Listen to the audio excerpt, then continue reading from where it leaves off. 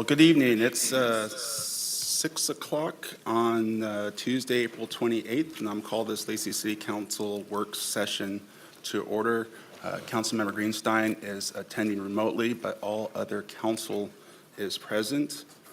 I also want to acknowledge that we, the city of Lacey, are on the ancestral land of the tribal people, the Treaty of Medicine Creek, including the Nisqually Indian tribe and the Squaxin Indian tribe. Can I get a motion to approve this evening's agenda? Move to approve the agenda as published. Second. It's been moved and seconded. Is there any discussion? Seeing none, all in favor of that motion signify by saying aye. Aye. Is there anyone opposed? Then that motion unanimously carries, and we have an agenda for this evening. First up on our agenda is public comment. So we didn't have anyone sign up, pre-register for Zoom. I didn't receive anything here, but is there anyone wishing to address the council this evening? Seeing none, then we'll go right into our next agenda item, which is the proclamation for Child Abuse Prevention Month. And people might be saying, why are we doing a proclamation in a work session? Well, this was normally scheduled for last week, that we had a joint work session last week, which took up our meeting. And so we want to make sure that we are able to get this proclamation in by the end of the year. And then also we had later on you'll see some budget amendments that we also wanted to get to as well. So that's why a couple of reasons, along with the opioid settlement. So Budget minutes, just a briefing tonight. yeah, that's along with the opioid settlement. So that's why you're seeing some unusual things in the work session. But with that, we'll get started with Councilmember Steve. City of Lacey official proclamation. Whereas the City of Lacey recognizes our future rests in the hands of our most vulnerable and cherished assets, our children, and whereas all children deserve to live in safe, stable, and nurturing environments which promote their healthy growth and development, and Whereas child abuse, neglect, and other trauma are recognized as serious public health problems affecting both the current and future quality of life in our community, and Whereas it is the responsibility of our community to ensure parents, caregivers, and other adults who influence the health and well-being of children have the support, knowledge, and concrete resources necessary to ensure that these children thrive to their greatest potential. And whereas effective child abuse prevention strategies succeed because of partnerships among agencies, schools, religious organizations, law enforcement agencies, healthcare providers, and the business community. And Whereas we, as City of Lacey residents, continue our commitment to protect all members of our community and call upon everyone to join together to increase public safety and prevent further abuse and neglect of our children. Now, therefore, I, Andy Ryder, Mayor of the City of Lacey, on behalf of the City Council, do hereby proclaim the month of April 2026 as Child Abuse Prevention Month in the City of Lacey. And I encourage all community members to increase their participation in efforts to support families, thereby preventing child abuse and strengthening the community in which we lived. Signed by myself, Mayor Andy Ryder, on this day. Come up and want to say a few words, and then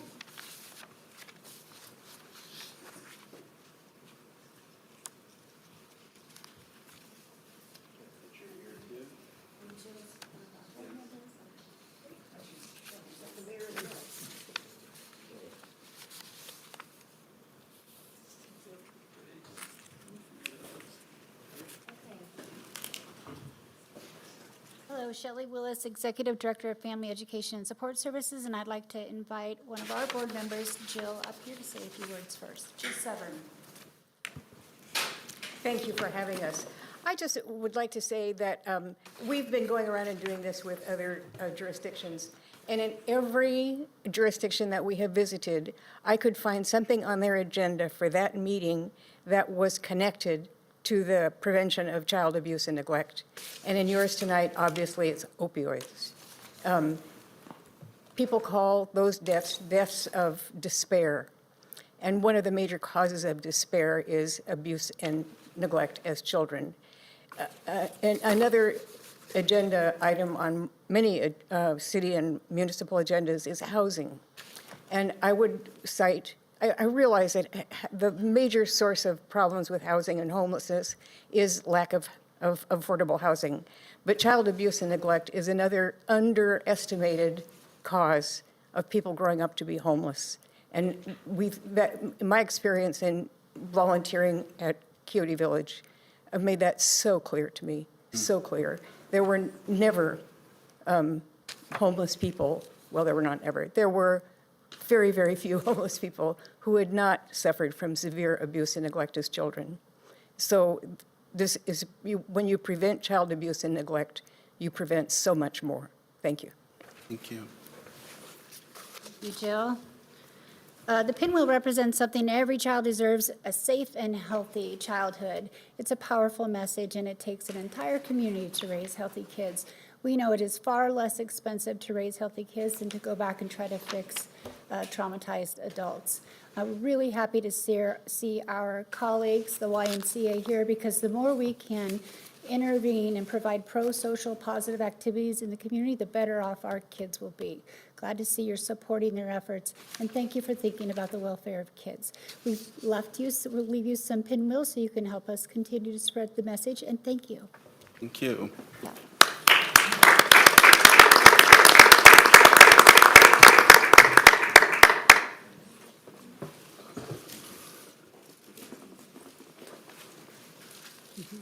Thank you. Yeah. Thank you so much. Thank you, Shelley.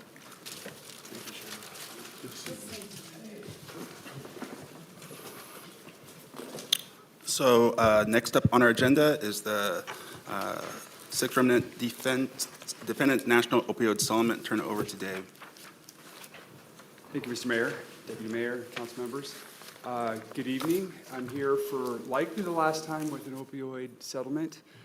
As council is well aware, there's been 4 recent or previous settlements related to opioid litigation that the city's elected to be a participant in. This is yet another one. It's a new national opioid settlement that contains and is a settlement with 6 what are known as the remnant defendants, the last distributors, pharmacies that have been involved in the litigation. Lacey is a non-litigating subdivision, but is an eligible subdivision nonetheless.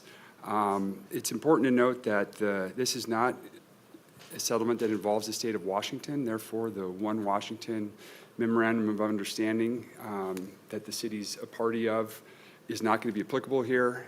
The settlement funds that come in, which will be small relative to the other settlements, still need to be used for opioid remediation, but the city will have its own discretion, and perhaps the city is going to choose, if it does participate, to pool them with other funds, but perhaps not. In any event, they're going to need to be utilized for opioid remediation. Participation does require the city to enter into participation agreements by May 4th, which is next week. We are asking that this council authorize the city manager to enter into and sign any and all necessary documents so that the city of Lacey can participate. Any questions? Is this in addition to the other funds that we've already Correct. discussed? Yeah. Okay. And you can see it's not, if you look at the 6 defendants, I don't think any of them operate necessarily in the state of Washington, do they? So Not that's that I'm aware of. Yeah, but- and so that's probably why our settlement value is considerably lower. It looks like a little over $5,000. I mean, that's obviously we should enter into this agreement and put those funds to use, but you can see it's not like past settlements where it's a bigger dollar amount. But I would recommend that we authorize the city manager to execute all documents necessary for the city to participate in settlements with the remnant defendants. I would second. Second. Is that a motion, Mr. Yeah, Mayor? motion and a second. Now we're on to discussion. Go ahead, Yeah, I have Councilman. a question. So with the settlement agreement or the participants agreement, does that mean that these companies cannot engage in bad behavior in the future? Are there some guardrails? Well, they or- certainly shouldn't. They shouldn't, but is Correct. there, So, of course, any defendant, can? not going to be, they're still going to take their own actions. Certainly, the hope would be that these defendants, all of these defendants, had taken steps to avoid continuing the same actions that led them here. What this is going to do, though, it will, I mean, the city will receive, all the cities that participate will receive their fair share of the settlement funds. The cities will collectively be releasing these defendants from any future claims, any claims up to this point. Any act they took in the future could certainly be, contested or litigated against, but we'd be releasing them for all claims up to this point. Thank you. Is there any other discussion? So is it implied that we as a city can't take any further action against these defendants? If we enter If we into enter this agreement, that's correct. And it's Up to this date. not realistic that the city would be litigating on its own behalf. Yeah. Any other discussion? Then it's been moved and seconded to authorize the city manager to execute all documents necessary for the city to participate in settlements with the remnant defendants. All in favor of the motion, signify by, all in favor of that motion, say aye. Aye. Is there anyone opposed? Then that motion unanimously carries. Thanks. So next up on our agenda is the YMCA facility update.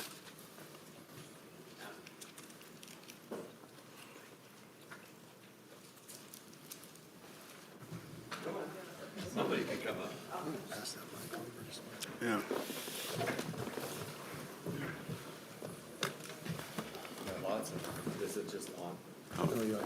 I gotta hit it if I want to talk. Well, thanks everybody for having us here today. We're super excited. I've talked to many of you, and I think we'll introduce people as they start talking and when you ask questions. So first of all, I want to say thanks for having us, and also for the proclamation about protecting children. That is very important, obviously, to us and our, they left, but our partners. I'm stoked to be here.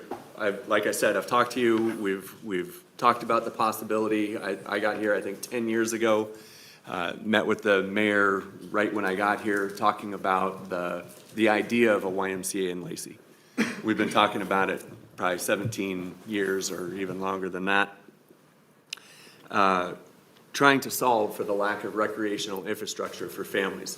Lacey is obviously still growing, and people are begging for space. They're begging for aquatic space, they're begging for indoor gym space and indoor recreation space, intergenerational space where people can come together. Obviously, our pools are full, pools are closing, we need to do something about it. And so we've learned a lot of different lessons over the last, 10 years or so that we've been here. And when we built the Shelton YMCA, we understood that the why, what's that? Oh, nothing, I was saying bless you. Oh, I didn't hear some of these things, but bless you. When we built the Shelton Y, we realized one big lesson, and that was that we can't do it alone. Cities can't do it alone. Businesses aren't going to do it alone. We have to come together to try to figure out how do we have the answer to all the different recreational needs that people have. And so really it's all about collaboration, and you are a massive player in that quest for collaboration. So today I have Sarah Clinton here, Dr. Kelly Golab, and Jake Grader from the YMCA. We'll go through the slides here in a second. But I just wanted to re-emphasize the need. So the Briggs YMCA, which you might know, is located on Yelm Highway. We have about 1,300 kids a month in swim lessons. That pool is full. In the Shelton Y, we do about the same, maybe half that? About 200 kids a month. 200 kids a month. So we are full in the aquatic space. We need to build more pools. We have gym space, like we have waiting list upon waiting list upon waiting list of kids to play volleyball, basketball, and anything that would require a court. And it's not, and people are moving, to Lacey in droves, as you all know. One of the things that we did in 2025, Sarah Clinton, who works as our executive of advancement, she started meeting with community leaders and prospective donors in the Lacey community, and overwhelmingly, they are supporting this project. They want this to get built. And we'll get to the honorary committee here in a second. So we build these things, part of the process as we move through is that we try to figure out like who is supporting the project. And we've created this honorary committee, which we'll show you here in a second, but I don't want you to get caught up in the pretty pictures that I'm about to show. And I'll give you just a couple things. One of the things about the Shelton YMCA that was two lessons learned. One was the collaboration thing that I already talked about. And then the second thing was you really need to have a utilitarian construction process. So the thing that gets built has to actually work for families. It has to work for intergenerational people to come together at the same time. It has to work for kids. It has to work all the time because it's such a huge endeavor. And if you go to the Shelton Y after school right now, on any given day, it is full of kids. And I don't know if some of you may not know this, but the critical part of that collaboration was the city of Shelton. If the city of Shelton doesn't come as a major collaborator and partner, that Y never gets built. The second huge partner was the school district. The Shelton YMCA, if you don't know, is constructed essentially on the campus of Oakland Bay Junior High and Shelton High School. And so between the three we share a parking lot, and that was huge. That allowed us to build even more of a building than what would typically get built. So all of those things came together. Then another interesting thing came together is this concept of new market tax credits. Lacey, this project does not qualify for that thing, but here's the nature of collaboration in a city that was begging for a YMCA or a community center is I went to the Mason General Hospital and I went to Pack Mountain Workforce Development. And this is in 2018, so 2 years before the YMCA is actually built.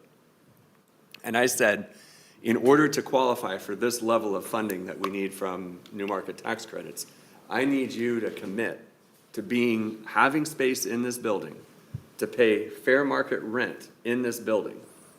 And they all said yes, and they had no idea what their programming was going to be. No idea. 2 years down the road. Then we build the Y and COVID happens. So we open a grand opening for a YMCA with 50 people. And it struggles for a while. And now it's full. And those same partners are still there. And now we have a WIC office. Again, the hospital had no idea what they were going to do. So the lesson learned around collaboration was that everyone was in because they knew how important the project was. So that was the other thing. The other thing, the kind of funny thing that we learned is that there's not enough outlets to charge all the phones that come into the building at this point with all the kids. So that was another lesson learned. The last thing that I'll share before I turn it over to Dr. Golob is really what's the process, what's the timeline. So what happens when you get into a capital campaign is sometimes there's a quiet phase.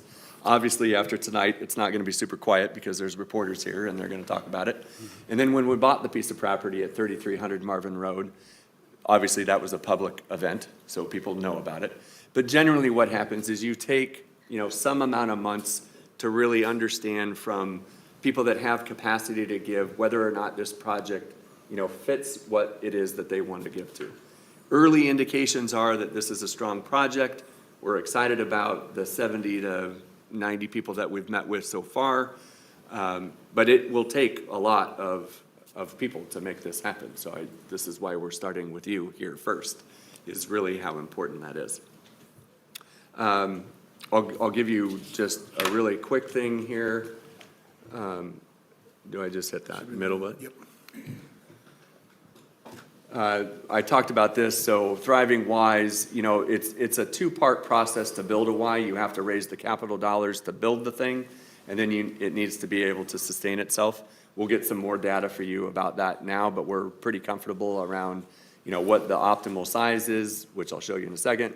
Central location, we thought we'd be priced out of Hawks Prairie. We were not. We have a great spot.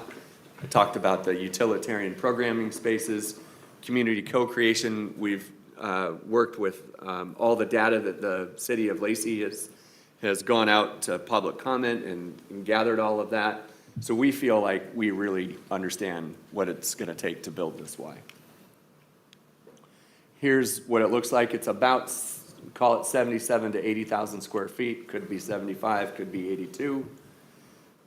The big part of what this is, if you're familiar with the Briggs YMCA, this is about twice the size of Briggs.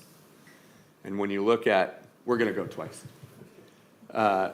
Field house, you got 4 indoor high school basketball courts. The natatorium is what the fancy term for where the pool is located and pool tanks are located. And then the rest of the facility is a core facility similar to what the Briggs YMCA looks like. The idea behind and Dr. Golub will talk about this when we talk about the field house. I mean, that is another driver of bringing people to the city of Lacey for all kinds of different, restaurants and hotel stays and stuff like that. And I know the city has studied the concept of an indoor sports complex. This is what it might look like from the outside, and I stress the idea of might. This is the pool. One cool thing about the pool and what we learned in Shelton, we have a different system than what this looks like in Shelton, and hopefully we're going to move to this system here, this concept of a dome, and it can open, and the one in Shelton does open, and it's a game changer. When it's nice in August in Shelton and the cover's kind of off, man, it's a game changer. It's pretty cool. This is our project endorsements, or the little thing that I talked about earlier. You can see who's on there. I'll leave that there for now, and I'll turn it over to Dr. Golub. I'm Kelly Golub. I'm a chiropractor. I own Tumwater Chiropractic Center and practice there, and we do a lot of sports medicine stuff. And I also run a basketball club, South Sound Roots Academy. We started in 2016 with the mission to make youth sports, specifically basketball, more accessible to all kids, regardless of their ability to pay or skill level or what school they go to. And a big barrier, I think, for youth sports right now is facilities. I grew up in this area. I graduated high school in 2001. Since 2001, this area has grown a lot. The amount of kids under the age of 19 has increased by about 30%, which is an increase of about 17,000 kids since I went to high school. The amount of basketball courts that have been built in the last quarter century in this area is a net gain of 3 basketball courts in 25 years, with 16 to 17,000 more kids in this area. And that's not even counting adults who also still like to play basketball and need places to play. Mm-hmm. And so, normally, right now, I'd be down in Centralia coaching one of my teams. And South Sound Roots, we're just one of many basketball and sports clubs, and we have to have a majority of our practices down in Centralia because it's the only place we can get gym space. So 90% of our kids are from Thurston County, and 2 nights a week for a large part of the year, they're all driving down and back. I try to carpool and take as many kids in my van as I can, but my minivan only fits so many people. And so, it's a big barrier. Obviously, it's a cost for the families. It's a cost for time, it's a cost for transportation, and we have the hardest time reaching kids in Lacey, to be honest, because it's further for them. So most of our kids are Tumwater. We do have Lacey kids, for sure. But I've been looking at this issue and trying to help make things happen in this area for a long time. When the city did the study back in the 2 studies in 2019, I was one of the people that the consultants interviewed both times about the need for indoor sports facilities. And basically, for those, I don't know how familiar or how much you guys talk about this stuff. That was 7 years ago now. Yeah. The first study was like, is there a need for an indoor sports facility in this area? And it looked at Washington, Idaho, Oregon, and mapped out the places where there's big sports facilities. And there's this big gap between Portland and Seattle, really. Centralia has filled it a little bit with the hub, which was a public-private partnership. Mm-hmm. But so the first study said, yeah, you guys definitely need it. This could be a great location. Lacey specifically could be a great location because you could draw from Tacoma and you could draw south. And then the second part of the study was, okay, where in Lacey should we put it? What are the economics of the different types of uses and the size? And the consultants went huge and came out with some really big recommendation near Cabela's. It's been a while since I've read the actual report. But it's just, it costs a lot of money, and it's really expensive to, and I don't know where that's at or what the long-term projection that is. But in the meantime, we just need anything. And so I was working with a group of investors a couple years ago about building something smaller, similar to this, and it just doesn't pencil out for a developer to do it because youth sports, you know, it's a public benefit, and the costs, you know, Southtown Roots, we're a nonprofit. We don't have any employees. We're volunteer run and, you know, try to get by where we can. You know, we couldn't pay the rent on a building that a developer would have to build and then charge us that lease. Even if we were using it 24 hours a day, pretty much, it's very difficult. So when Kyle approached me about this potential project here, and he was talking about the size of it and the location, and I was like, yes, anything I can do to help make this happen. And, you know, I just think, you know, Lacey has obviously realized the economic benefits from having the rack. This would help. This is going to draw people too. This would allow Lacey to host basketball tournaments and volleyball tournaments. You know, right now there's just not enough gym space to do it and make it logistically possible, let alone the practices and all the other stuff that kids want to do. So I think that's, I don't know exactly what I'm supposed to say other than that it's, you know, there's a huge demand. You could, when the Y builds this, we're still going to need more facilities. This is not going to satisfy the demand for and the need to get kids off their phones and exercising, playing with other kids in person. Wild concepts that, as a father of a 13 and 15-year-old right now, I'm like, it's just so different. You know, it just really is. We're living in a different time and makes, I think, facilities like this even more important. So anyway, yeah, that's all I guess I have to say. Thank you for that. And obviously, we go back from when you first started Roots, because I had a daughter who was in basketball and participated in, you know, the 90-10 organization, and also Roots were, you know, maybe the first year you got started. And so the need for indoor facilities is something that I have been championing really ever since I got elected. And I was one of the people that was really pushing on from this council to look into those two studies that we came up with. And, you know, we put some money aside. Finally, you know, we had enough support here on this council to do the studies. And both times we got back information saying we desperately need it, and we need it right here in Lacey. And so I have been working with Kelly, I have been working with OY, I've been working with anyone who had talked to me about how we get this built. And the first time around was really one of the big impetus of getting the Metropolitan Parks District passed. And I appreciate Kelly and all of your help and support for that. Unfortunately, we came up a little short. This past time, we thought for sure we were going to go get it over the edge, and we came up a little short too.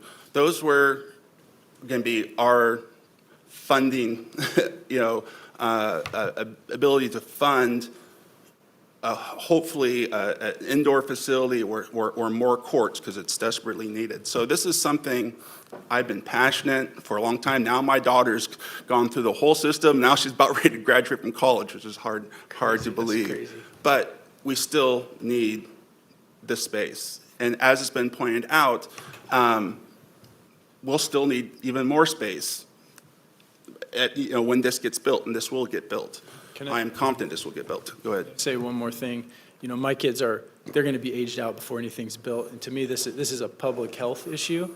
But I think one of the reasons that makes this possibility maybe the most realistic thing that I've seen in 10 years is the fact that it's got an ongoing source of operating budget to sustain the operations that doesn't rely just on renting it to teams and tournaments. It's got the YMCA's, the fitness club, like the Briggs's. National brand. Yeah. Yeah, the Yeah. brand, but also just the other business use that helps sustain the operations, which I think is really important. When I was looking at doing something smaller, that's what we were trying to do, is, okay, what other businesses fit with sports stuff that could kind of subsidize the rent a little bit, but nothing probably could be better than the YMCA with, the gym business. And what's amazing about the YMCA is, just like your program where you don't turn anyone away, the YMCA doesn't turn anyone away either. So if you're a kid and you want to go to the YMCA, you can go to the YMCA. And so this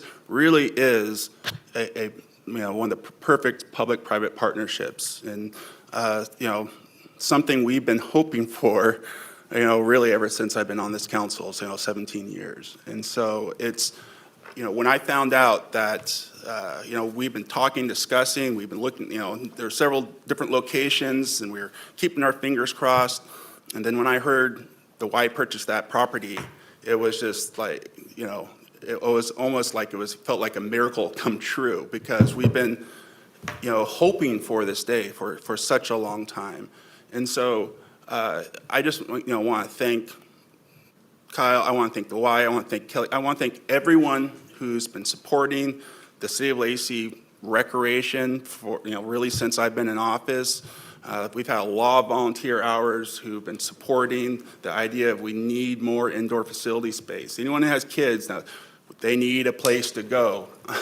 It rains, as we know, 9 months out of the year, and we have to have a place for them to go and practice. And I was one of those parents that was driving down to Centralia to take my kid, because I wanted her to participate in team sports and be active, and everything's that, everything it has given her, which has been a lot, and so we need to be able to provide that for more kids here in our community. And we've been searching for this model, and it's finally right in front of us. So, Councilmember? Obviously, as a gym owner, I'm supposed to be totally against this. So let me just throw that out there. Yeah. But I'm not, and I maybe surprised Kyle when we had a chance to talk about that, because I'm actually really excited about it. Because every day, firsthand, I get calls asking for services that I know that I can't provide. And this provides that. And I said, this is what the community needs. So I'm really excited for it. I'm also in touch with a lot of the basketball coaches, and I hear all the time about the biggest limiting factor they have is the ability to get on court, especially during the off season. Mm-hmm. And I think it hurts our community. And anything that I can do to help out and make this happen, and I'm on board. And any advice along the way about that Lacey community, I'm totally supportive of. So I hope you guys can move quickly. Thank you. Councilmember? Let me thank you again for meeting with me yesterday to talk a little bit about this concept. And I do like the idea of having some indoor recreation for people across the lifespan. I think that's great. I do have several questions. From an equity standpoint, how do you support people who can't afford a membership? And if you have scholarships, will it cover all kids and all people who can't afford it? Yes, so annually, we raise money to support anybody that needs scholarships. We give away, $985,000 a year, give or take? But at the end of the day, if somebody needs a membership at the Y and they can't afford, or even a program, even if it was just basketball or swim lessons or childcare, we're not turning people away. So we just don't collect the fee at that point. It's just 100% scholarship. Hi, my name's Sarah. We also work with partners, so we work with the state, for example, for our childcare programs with DCYF to make sure that families are getting the support they need through that program. We have community partners, so there's some instances where we can't, for one reason or another, offer a full scholarship, and we have community partners that will step in and do that with us. So we partner with a variety of groups, both state and local and nonprofits, to really make sure that kids and families have access. Okay, so it's not just a slogan. You really don't turn anybody away. That's great. Yeah. Thank you. Definitely not a slogan. Is there anything else you want to add to this? I guess, Yeah, just real quick, indoor activity space in Thurston County is fairly non-existent, definitely at a premium. As a, father who put 2 kids through Lacey schools, Camachin, Timberline, and so on, it was always an issue. Are you going to play sports? You're not going to play sports? Is there room for you on the team? Well, is there gym space? Came down to always gym space. And it was always one of those things where it's like, okay, well, then we can go to another jurisdiction, right? And I understand that it doesn't pencil for jurisdictions to do something like this. We've looked at the studies, we've worked on them. Tried. We've sat there and tried to make it pencil, and oftentimes it just doesn't. Like, community space can be cost heavy for a jurisdiction, and oftentimes runs at a deficit. I don't know of many community spaces that don't run at a deficit in this community or others. So even though it doesn't pencil for a jurisdiction, it doesn't pencil for a developer, you guys have a model that is sometimes hard to find, sometimes hard to get into a community. But I'm glad you guys persevered and found something here that you could afford, something here that you could make pencil, and something here that you could use to make a change for this community. Because I know there are, like you said before, to your point, people would come from north, people would come from south to just be a part of it. And it just so happens to be less than a mile from my house. So I am a full supporter of what you guys are trying to do. So just wanted to make sure that that's on the record. We're a unique community. Obviously, we're a military community. We have a lot of military families come in, and so there's a unique aspect to that to support military families. We've been a growing community for such a long time that it's already been stated we just haven't been able to keep up with the growth that's been out there, and it's really hard because as an elected official, when you see a massive issue like this, and all you want to do is try to figure out how to fill the gap, right? And I've been trying. Even had support from the council, and we just haven't been able to get there because we haven't been able to find an ongoing funding mechanism to fill that gap. Because we know it's a lot of them do operate at a deficit, and so I so appreciate the Y stepping up.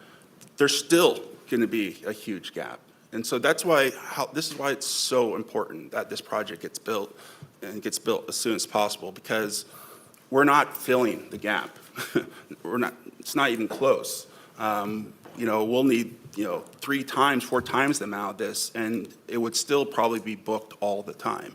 And so, but without this, we are putting our kids, on the street, and not in a good place, and that breaks my heart when all we want to do is try to solve that issue. And the fact that we haven't been able to do it after all these years has been, I think, one of the things that has ate at me the most as an elected official. It's like you can see the problem, you know what the answer is, and just you can't get there. It's so frustrating. And so again, thank you. Why I will do whatever I can to support you guys. I know there's so many people in our community who would love to give to a project that would help build and strengthen our community, and that's exactly what this will do. It will strengthen families, it will strengthen kids, and so there's a lot of people out there who care about our community, care about Lacey, and I think you'll be pleasantly surprised of how many people are going to step up to support such an endeavor. So, go ahead. I have to ask, I want to see this project be successful, but we're talking about raising a lot of money. Have you considered a feasibility study, or have you already done that? Yeah, we've done 2 different studies. We did a study a while ago about feasibility. Sarah, like in 2025, has been talking to people that we think have capacity to give, and there seems to be project alignment with, people's capacity to give. So we feel pretty good about that. And we're getting some more numbers. So there's two different feasibility studies. There's one, can you raise the money? The other one is, once you build it, can you sustain it? And we're getting more of that data. We've run some really conservative numbers to say that if we had the current Briggs membership, then this facility would be sustainable. And we think we would surpass that based on the current demographics that we're seeing, but we'll get more data on Thursday. So I can get back to you later with more data. Thank you. Yep. Anything else? Any parting words? Go ahead. Just want to say yay. Yay! That's exactly right. Okay, well, it sounds like you have the full support of this council, which I was not going to be surprised, not surprised at all. Like I said, this is something that's been an issue that we've been trying to solve for a very long time. We've been looking for the right partners, and between North Thurston Public Schools and what they're doing with their new family center, and that is a much needed. And I know they're looking at indoor space they need as well. So 100%. we know there's additional need out there that they would love to figure out, and so, yeah, let's just keep going, and I know we'll get there together. Fantastic. Thank you, everybody. Thank you, guys.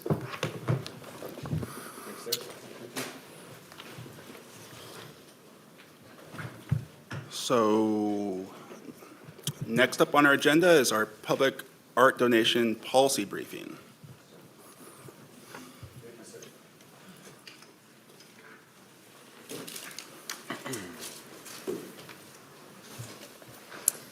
Well, good evening, Mayor and Deputy Mayors. I know I'm not listed here on the agenda, but I did want to take this special occasion to introduce a new face here, and that is Chanel Pierce, who is our new Special Project Administrator in the City Manager's Office. We're very excited to have Chanel join us. Chanel comes from almost 20 years of experience in the state, and what I will say is she's taken local government in stride and picked this up really quickly. We've thrown a lot at her in a very short period of time, including public art and public art donations. I'm also really excited because she's going to be taking on a lot of citywide initiatives, so you're going to be seeing her around council meetings here a lot in the near future, taking on special projects as they come up, some of our process improvement projects, and working with internal and external stakeholders on a number of key initiatives here in the city manager's office. And finally, I'm really excited that we also have another husky in the city manager's office. And so with that, I'm going to turn it over to Chanel. Once again, we're very excited to have her. Thank you so much, Shannon, for the warm welcome, and thanks for the opportunity to be here tonight. Before I jump in about the new donation policy, I want to refresh our memories about our current public art policy. As you know, our public art policy is part of the City Council Policies and Procedures Manual. And you also know that you all regularly update that manual, including updates to the public art section. The policy offers guidance on selecting and installing art and lists objectives and themes. Public art must fulfill one or more of the objectives and one or more of the themes. In Section 1 of the policy, the list of objectives includes items such as B, create a sense of community identity and character, or C, reflect Lacey's history, heritage, community values, and culture. In Section 2 of the current policy, the list of themes includes themes such as the natural beauty of the city as reflected in its lakes and trees, or D, Northwest artifacts, symbols, signs, including Native American art. And then in Section 3 of the current policy, it specifies locations where art should be placed to complement the surroundings. And the final part of the policy outlines procedures for city staff and the city council to follow. So one thing the current policy doesn't have is what to do if the city receives an art donation.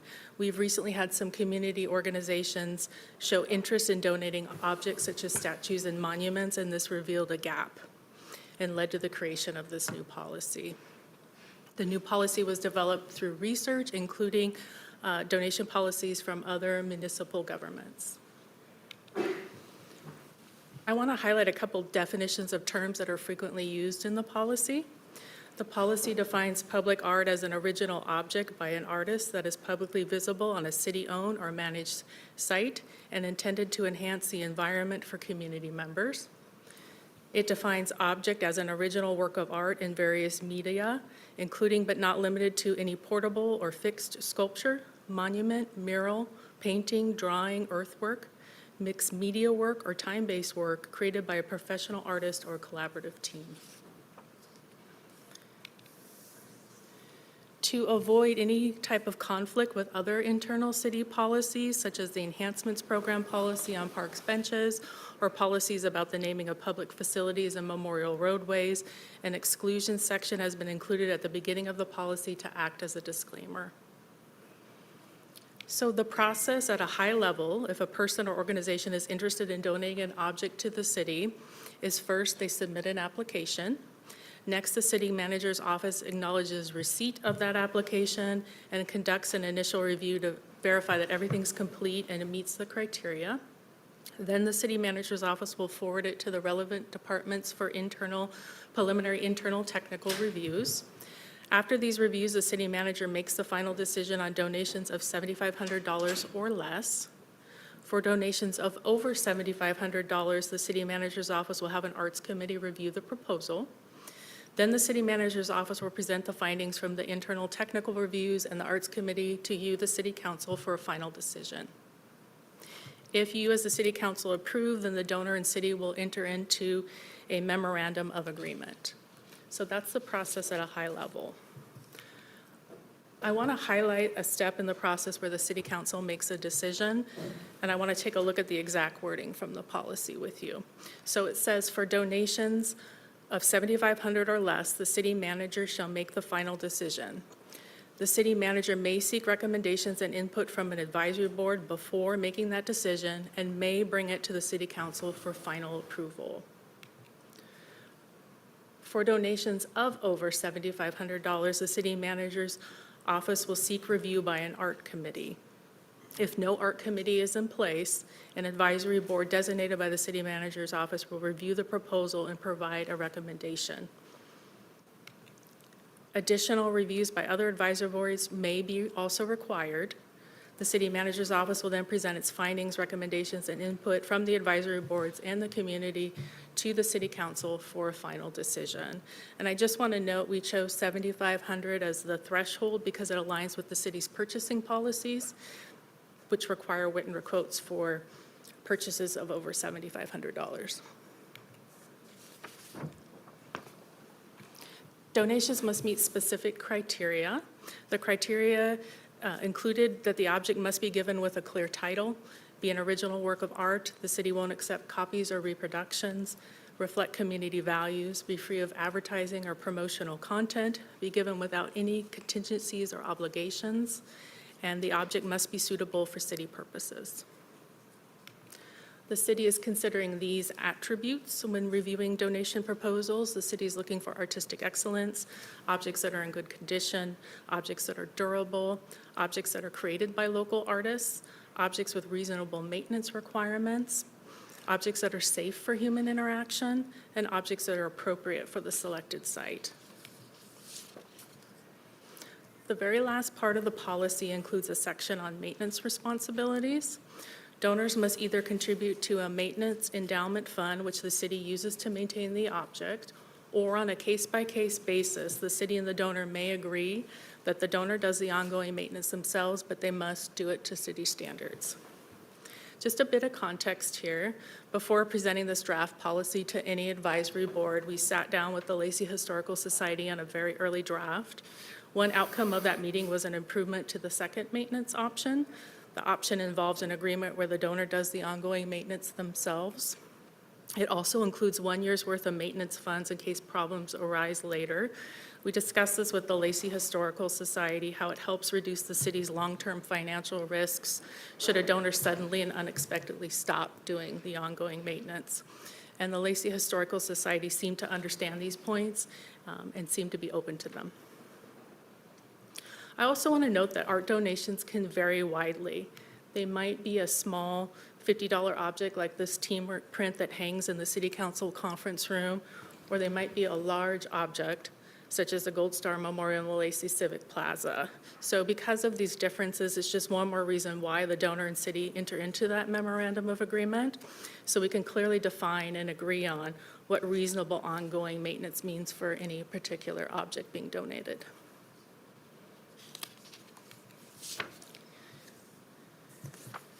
The screen shows a list of the steps that we took to review the policy. Each advisory board did recommend adopting the policy. The first advisory board to review it was the Commission on Equity on March 23rd. They voted to recommend adoption, but they wanted to see one change. They wanted to add language that allows an object to be returned to the donor if the city decides to remove it for any reason at any point in the future. So one way to do that is to add a checkbox to the application form that says something along the lines of, I'm interested in having this object returned to me if the city decides to remove it, as well as to include clauses in the donation agreement outlining the conditions for returning the object. In the version of the policy you have in your agenda packet, that change is in red track changes, so it's clear for you there. And then on April 1st, the Parks, Culture, and Recreation Board reviewed the policy. The discussion centered around clarifying questions, including one about the board versus the department's roles in the process, and the Parks Board voted to recommend adopting the policy. The Historical Commission reviewed it also on April 15th, and they recommended adoption. They had a few clarifying questions, such as why for donations under $7,500, the city manager has the option rather than the requirement to seek advisory board input. And our reason for using may instead of must is that, for instance, again, if someone donates a teamwork print, it likely won't require advisory board approval, whereas an object like the Gold Star Memorial would. The policy implies that the city manager will exercise good judgment about when to seek input from an advisory board and avoid unnecessary reviews that don't clearly require advisory board input. On April 21st, the Lacey Youth Council reviewed the policy. Tonight, you're reviewing it, and the policy is set for action by you on May 19th. On the screen are your future action options. You can adopt the policy as written, or make additional changes before final adoption, or make no motion at this time, or suggest options not listed above. And the floor is open for discussion and questions. Well, I have several, but I'll let the council go first. Does anyone have anything? I'm glad you explained where the 7,500 came from. I still feel like it potentially is a little bit low. You know, it's 4 or 5 years from now. You know, having that discretion. That's the only real. Like, I think it could be a little bit higher. But I just wanted to get a feel where everyone else kind of thought about that too. I had one question. You said that there was some type of an event that exposed a gap, right? And I guess I'm wondering if the donors at any time were brought in on this process, potential donors that, you know, that helped the gap be exposed, people who may want to donate.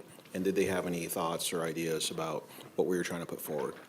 So one group, as I mentioned early on in the presentation, the Lacey Historical Society was one such group that is interested in donating a statue to the city. And we did involve them in the process early on and had them review an early draft of the policy.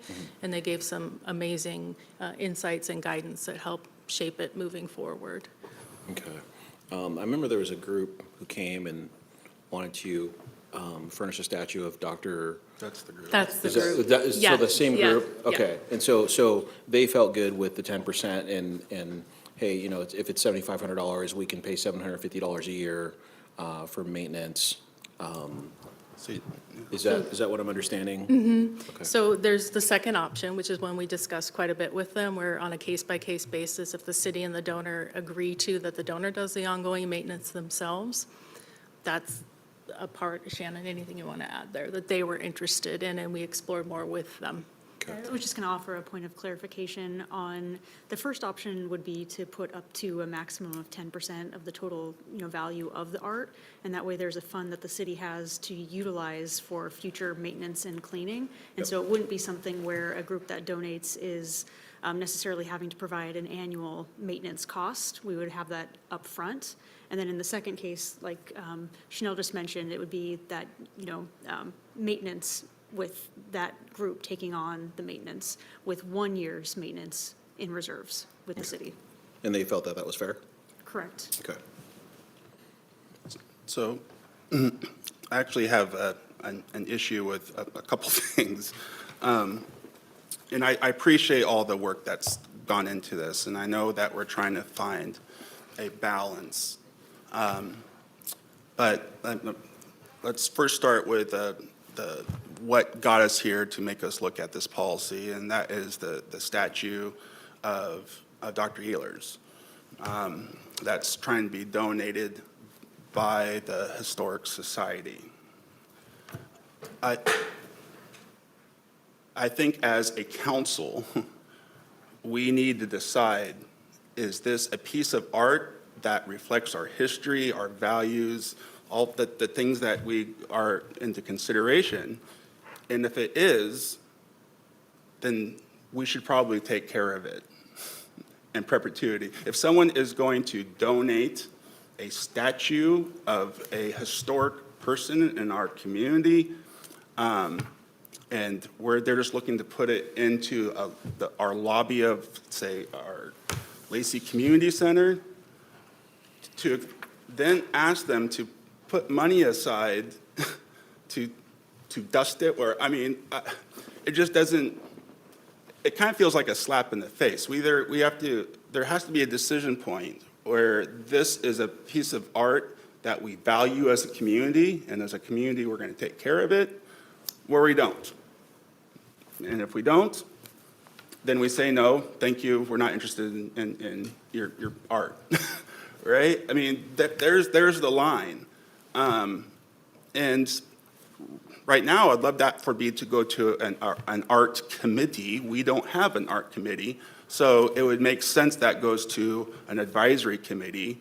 And in this case, it should be our historic commission, because what we're talking about is something that has historic enough value that we're going to accept it and either take care of it or not accept it, and then we're not going to be taking care of it. And that needs to be the decision point. I don't see a lot of this happening.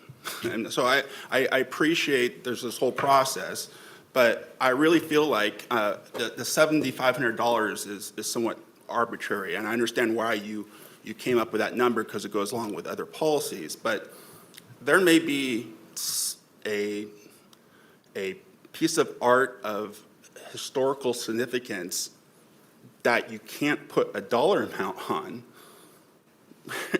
and right, and so that should be something that goes to an advisory board to see does it meet all these values, and where do they want to put it, and an MOU happens out of that agreement. If we want to donate, where do you think about going it?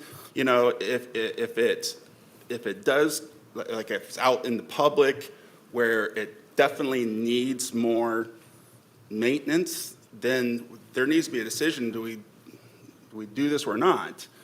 But it doesn't seem right to expect someone to donate something of historical significance that meets all of our criteria, and then say, oh, by the way, you got to figure out some way to maintain it, or I don't know. I just have that's not sitting well with me at the moment, and something I think we need to think about. And the dollar amount, it's so hard to come up with a dollar amount. In some cases, with a statue, we kind of understand how much it's going to cost them to do that. But in other cases, you have it appraised, and you make the public jump through a bunch of hoops, which is what we're saying is we don't want your art, right?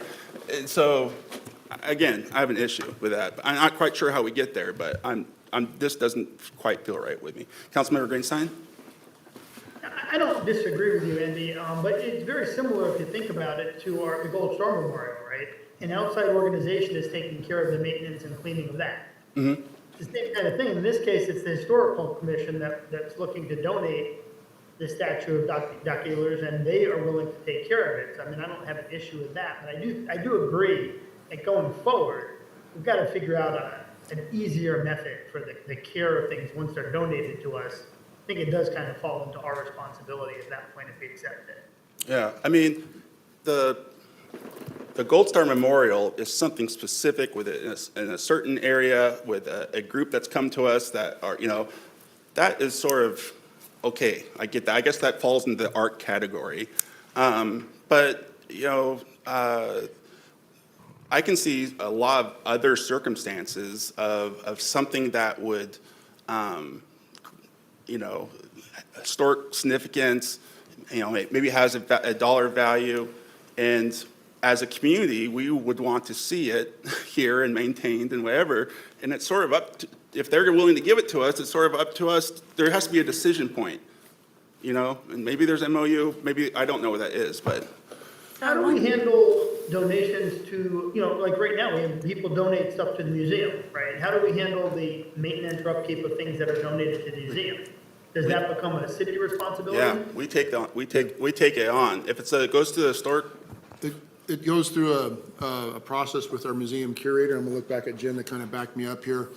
Goes to the museum curator, and then they review it, and then they will make a recommendation to the Historic Commission, and then the Historic Commission will make the final call. And then once they do accept that donation to the museum, then we will take over possession and ownership and responsibility for it. To me, that seems like it should be a similar type thing, right? If we accept the artwork, I think it kind of becomes ours to deal with at that point.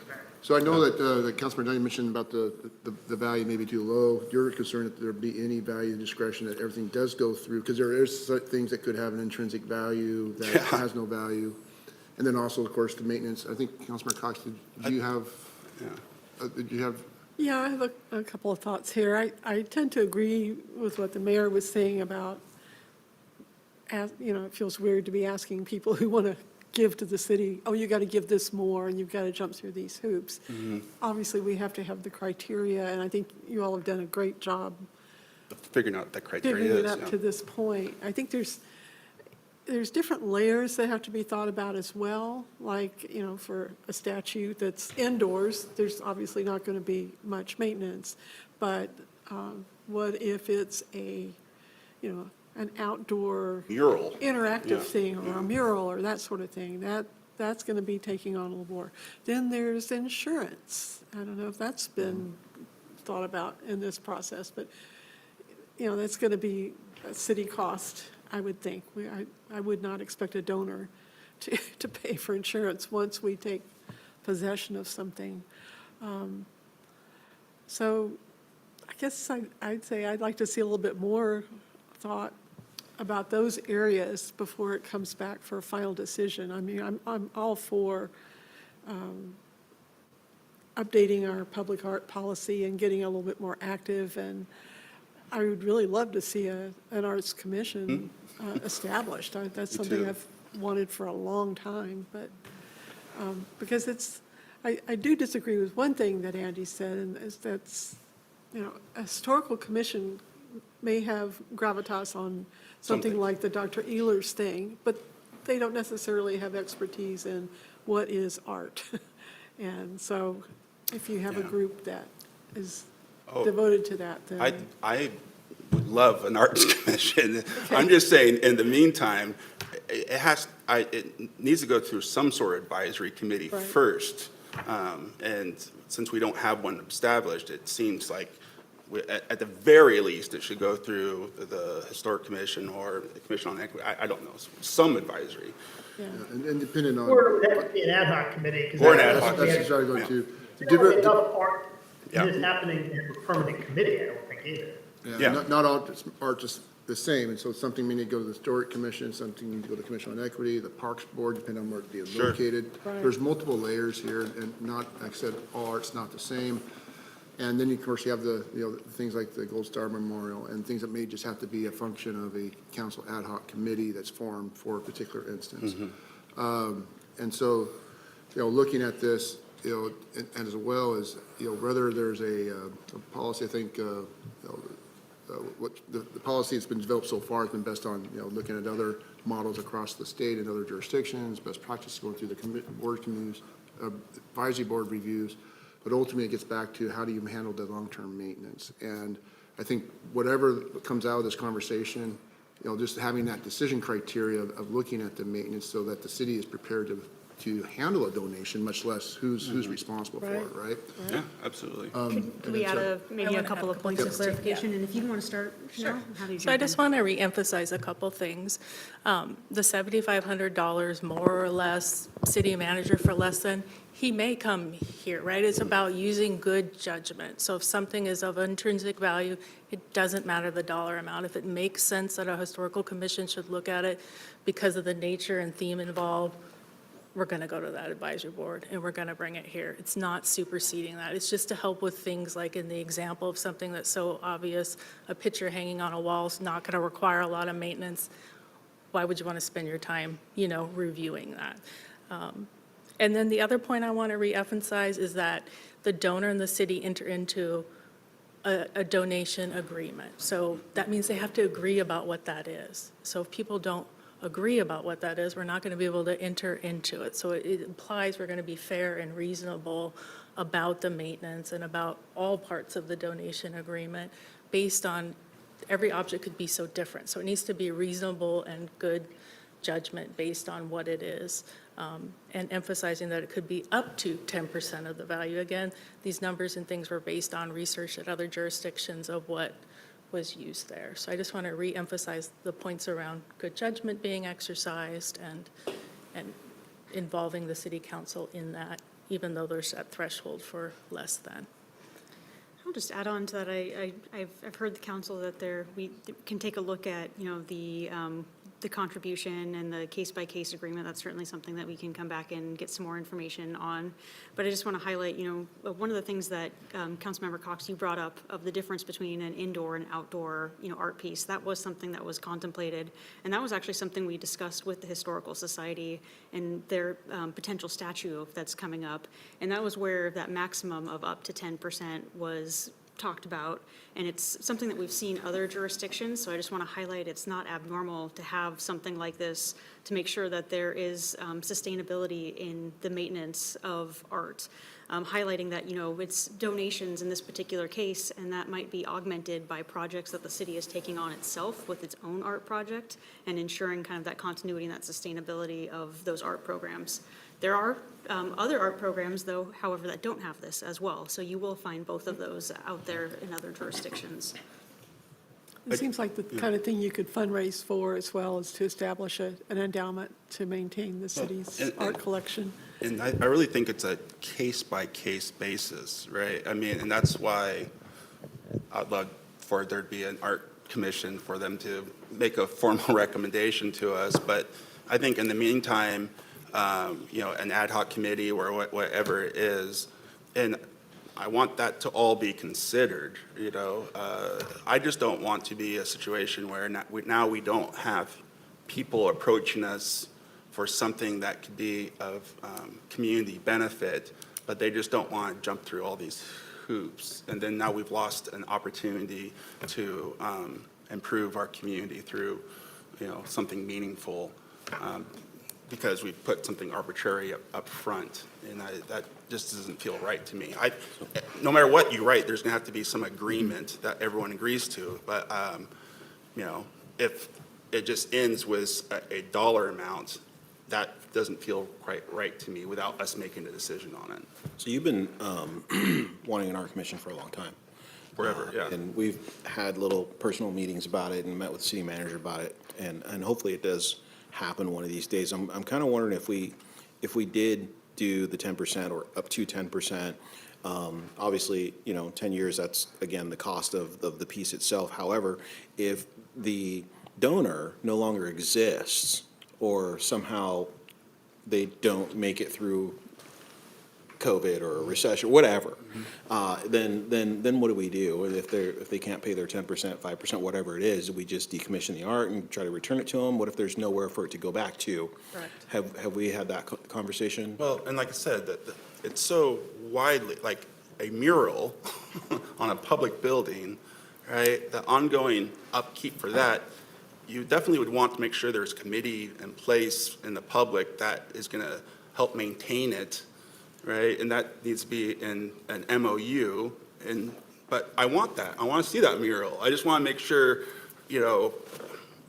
but there's so many other, art is such a Subjective. so subjective, and the value is so subjective. What I think something is worth that's near and dear to me may not be worth that at all to someone else. So I'm just saying it's tough when you start putting dollar amounts on art. Yeah, so I was just gonna say, I do think the dollar number is a little arbitrary, and I also think something that we didn't really say is, like, there's probably going to be some organization, whether it be a VFW or a Rotary or, that's gonna actually want to be the ones going out and maintaining some of these projects as part of what they do. And so, the way I think about it, it's versus a dollar amount, it's, okay, I would rather have, if it has the ongoing maintenance cost, well, then there's some memorandum, and obviously, if it's a benefit to the community, we would say, yeah, we'll cover the cost, unless they want to. And I think that it gets rid of some of those arbitrariness versus if it's just a plaque going up, do we really need to? And that's why, the cost factors in there. It could be 10,000, be 5,000, it doesn't matter. I just think, if there's a decision that has to be made about how you maintain it long-term, then that should probably be brought up, but, that should be talked about. Yeah, I guess that is really the distinguishing deal, right? I mean, if it's something that's going to hang that requires no maintenance ongoing, I think if it meets our criteria. Or if it's a statue in a library that gets wiped down with feathers, that's not maintenance to me, Yeah, it's like. if there's no ongoing costs, then that's one thing. If there's some sort of ongoing cost and maintenance on where it's going to be on public space, then that's something else. Outdoors I think, just to highlight again, that, that's why it's contemplated in the draft that it is a maximum of 10%. And I think that's where that discretion comes in, where we can have those discussions internally. And that's part of one of the steps in the policy, is that there would be an internal group to be able to evaluate what we think the maintenance is going to be for that particular item. To your point, is it something that a feather duster is going to be, applied once a year? Or is it something where maybe we have to pressure wash it and it takes, 3 days to pressure wash? And so that gives us that ability to kind of gauge and determine what could be a consideration when we go back to the potential donor and have a conversation about, what are the maintenance costs associated with that. And I just, Deputy Mayor, you had made a comment, and I do want to make sure that gets responded to, about, what happens if the organization no longer exists. And I think that's why a lot of jurisdictions have set up the programs as written like here, is to provide that option if something were to happen. With that case-by-case maintenance, right, you have that 1 year, and so you do have some dollars for some funding, and then the ability to determine what is a more sustainable path moving forward. And then with that potential up to 10% maximum set aside, you would be able to obviously have a program created internally without having to contemplate, the donor being part of that. And so that's what we have seen in researching other jurisdictions set up to help provide some security in case some organization that donates something says that maybe they are going to maintain it, but then no longer is in existence in a couple of years. I like your thought about sustainability there. You have to think about the long term. I think the decision point should be at the council level, though, on if there's an ongoing cost, and all that should go into consideration. And I think the council should make decisions is that, with everything, this is, and there needs to be a decision point, or we take the risk, do we feel good about, what the ongoing costs, possible costs could be, and if it does fail, we do have a dedicated source of funding for art, and I would love for us to see that be used more. That being said, I think we're close. I just think, a lot of this is almost a case-by-case basis. Some of it could be real easy, but other of it, needs to go through some process. So do we charge or do we not? Yeah. So we'll take all this conversation and feedback, kind of digest it, and then maybe schedule another time to come back and have a second conversation with the council, responding to some of this feedback. Also, I think there's some examples to talk about the long-term maintenance, but there's also issues with unique types of maintenance depending on what's donated to.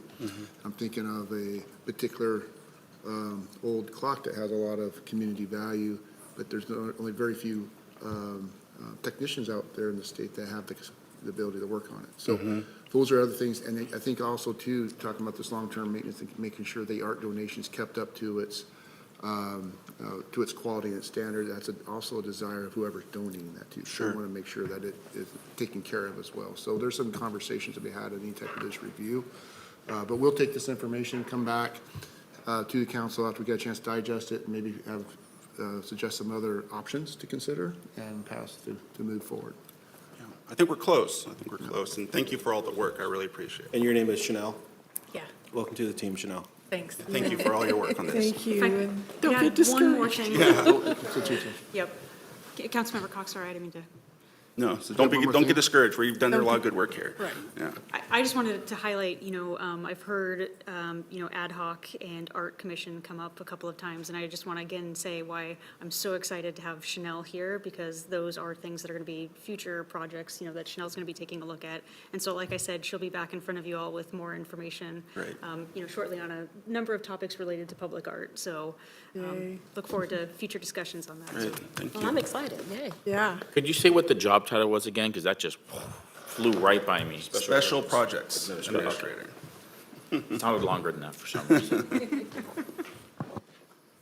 Okay, our next agenda item is our 2026 budget amendment briefing. Troy.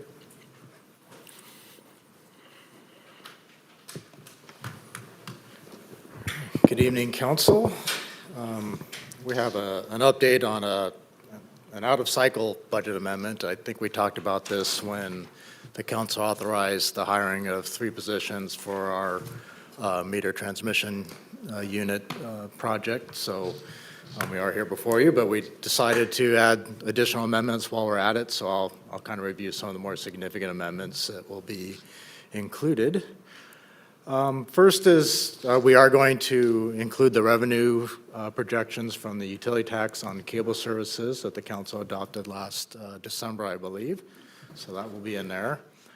We do have one out-of-cycle position in the amendment. This is a journey-level technician position in our Parks Maintenance Division. The council might remember this has been a top priority for at least 2 budget cycles, if not longer. In fact, we bought equipment for this position for the maintenance of the new Cuyo Park. We wanted to kind of wait to see what revenues we're going to do in '26 before committing to that position. So far, revenues are looking as projected, so not any worse, but not that much better, but we feel good about moving forward. In terms of background, why this is the most important position, this is a division that's has a deficit of about 2 full-time equivalent employees. If you think about here in recent history, since about 2017 or so, we've added 10 different traffic projects. It includes a great deal of right-of-way maintenance. We've added 3 water facilities that also include ground maintenance. And we're about to open a new police station that has quite an extensive ground maintenance commitment, and of course, Cuyo Park that's opening up this year as well. So definitely the biggest need right now for the general fund. You might remember during the budget process, we did add 3 positions to the budget, all of which are either directly paid by utilities or reimbursed by utilities. So we did not include any general fund positions in the budget until this position here. We also have a grant that we received from the Department of Transportation. This is a e-bike program for employees. It's a lease-to-own program. This is fully funded by the Department of Transportation. It's really about changing habits and getting folks out there and exercising, as well as trip reduction out there. So it's a $216,000 program. It's going to purchase 30 bikes, safety equipment, training, all of that sort of thing. So great program. So glad to have that in the budget.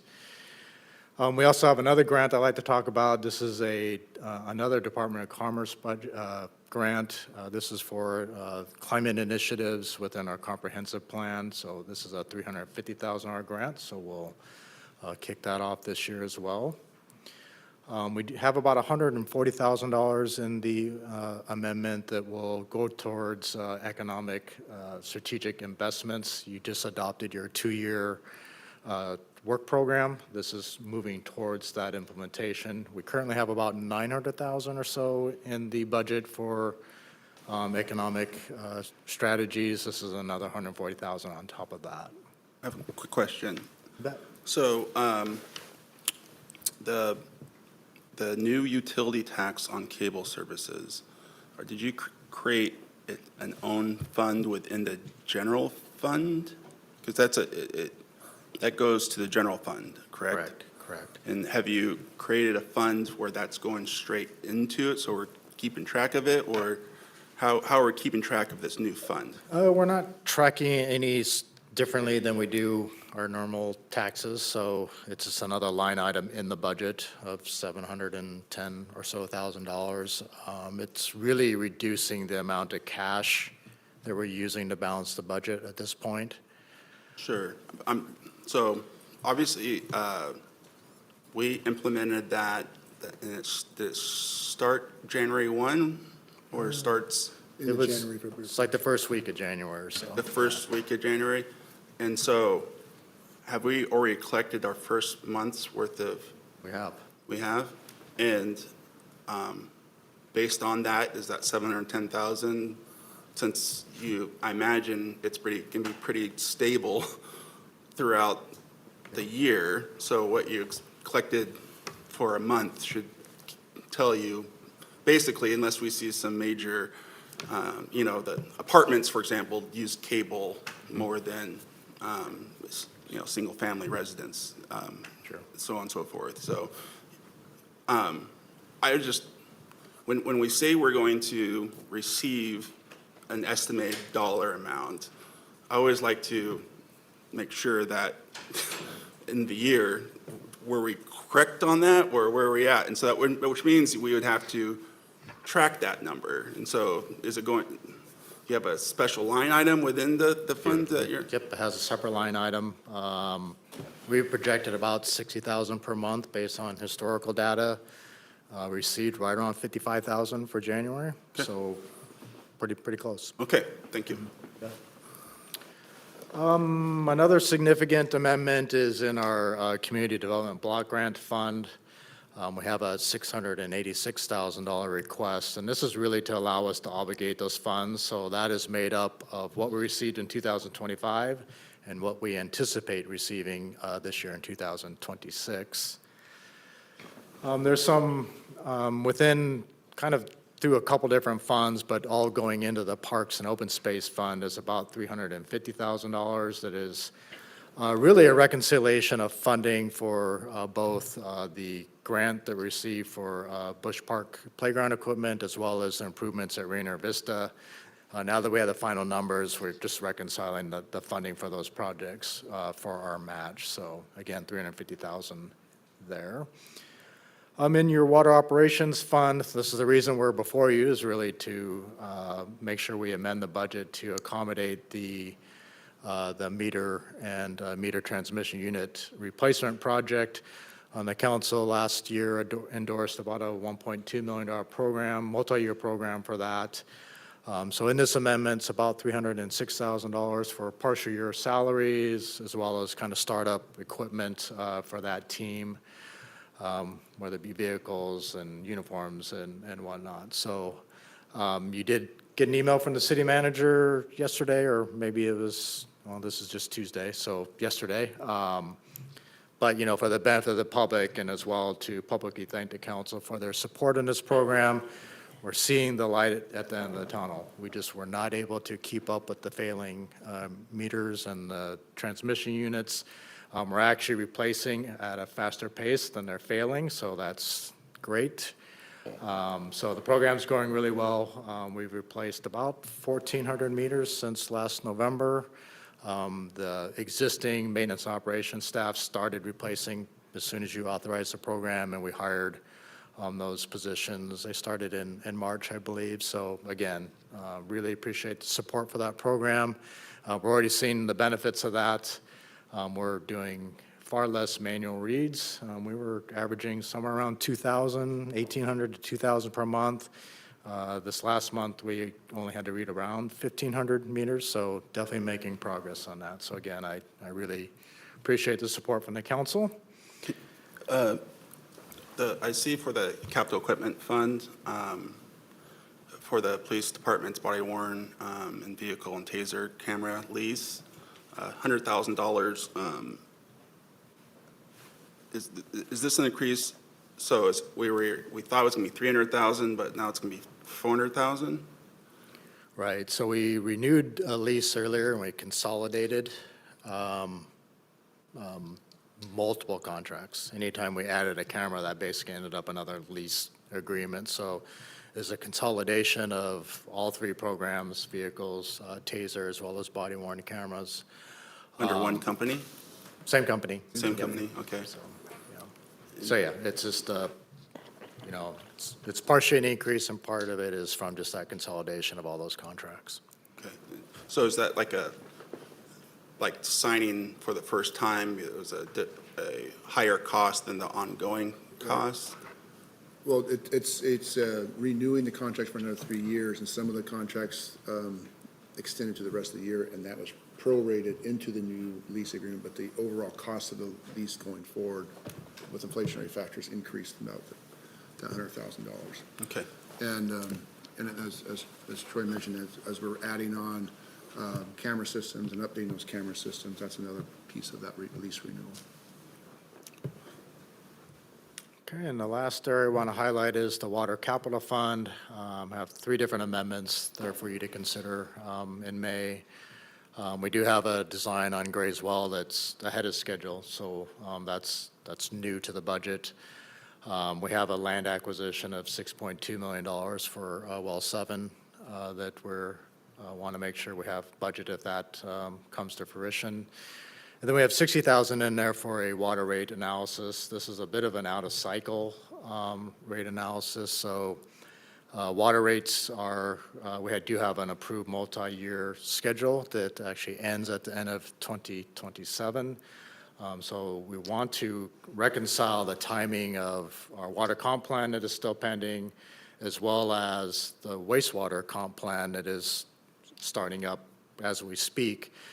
We want to have those 2 rate studies come forward together. We've always talked about all of our utility rates being cumulative in nature, and we want to make sure that the council has full consideration of that. So a little bit of an out-of-cycle rate study for the water, but it makes some sense in terms of coordinating that with our other utilities. All in all, we're estimating that this amendment will be about $9.5 million, and we plan on bringing that to you next Tuesday night. And if you have any other questions, I'd be happy to answer them. I had a quick question about CDBG. I know when we first started talking about it, and we transitioned from one to another, from being a part of a collective to being individual, we talked about making sure that we get our feet wet with the contractual obligations and how the funds are spent and so on and so forth, and we would make sure that we were going to use those for that first year's worth of dollars on city projects so that we could make sure that we're getting it done right. And when I see these numbers lumped together for 25 and 26, it makes me wonder if we're still following that same process and program. Are we making these funds available to the public in 26, or are we going to go ahead and, how's that going to work? We're looking at the first 2 years of looking at city projects and getting to understand the reporting requirements. Okay. And then as we get going into year 3, start looking at going back to council and say, okay, how do we start distributing these funds to the community for community projects, public projects, Yeah. or service providers. So this 685,891, that's 2025 and estimated 2020. 26. Correct. So at the time, I so- was under the impression that we were just going to do 1 year and then make it available to the public after that. Did I miss something? We look back at Shannon, but I think when we briefed the council, it was looking at the first year for sure, and looking at the second year program in the same way as we get used to reporting requirements. And then also, as we look at, start distributing it out to nonprofit service providers like we've had in the past, what's that look like in terms of reimbursable expenses and meeting those programs, So are you saying we're not going out to public in 2026, we're going to go out to public in 2027? That, I believe, is the schedule, or Shannon, do you want to? Yeah, I could provide a little bit more background on that. And I think, I guess the big takeaway that I'll say is we will be coming back to council here shortly for some more consideration on community development block grant dollars in connection with our human services strategic plan. So that's on the docket to come back to the council here sometime in midsummer to talk about that. And one of the things, we are just starting up this program, and with it, there's a lot of work. I know Michelle Chavez has been in front of you all to provide some information on, what goes into creating the program itself. But there's a lot of work in setting it up. We've gotten our big, consolidated plan and our annual action plan in place. And so we really want to take the opportunity to use the first couple years of dollars to get, well-versed in all of the requirements that we're going to have with HUD, and then to bring back that information for you all to take a look at and review, because there's going to be a lot of considerations to get more information on in front of you of, how much resource and workload goes into, different types of applications, because there are, different requirements when you use block grant dollars comparative to, say, the Human Services Grant Program. So all of that to say, a very long-winded way of saying it, is we do hope to come back and have additional conversations later this summer on Human Services Strategic Plan, which ties into block grant dollars in future years. And that jogged my memory too, and looking at the first couple of years, is we're looking at the entitled census tracts, which has different requirements. And if we send out, there's different reporting requirements if you send out to service providers or other locations that they have a different threshold in terms of meeting HUD guidelines for fund reset. Is there obligation guidelines? Do you have to obligate those dollars by a certain time? Yes, you have 6 years to use the dollars. 6 years, okay. So we have plenty of time. Yep. I just wanted to make sure I asked that because when we initially talked about it, we only talked about, the 1 year that we were going to absorb those dollars and hold them back from the public. And now it looks like we're talking about 2 years, and I wouldn't want to see it go to 3. I'd really like to see it be 1 year, if at all possible. Well, have we received the 2025, have we received the CBD dollars at all? We do have the 2025 dollars in hand. Okay. And then the 2026, that's estimated based on the 2025? That is actually the letter from HUD that we received. That is the amount that we're going to get in a few Okay, months. so that is the dollar amount that we'll We see. anticipate to receive later this year. Okay. Okay, so we know where that dollar amount's at now. Okay. Well, it looks like we're going to have some further conversations this summer about this, so. Really need to do that. Yeah. Okay. Is there anything else?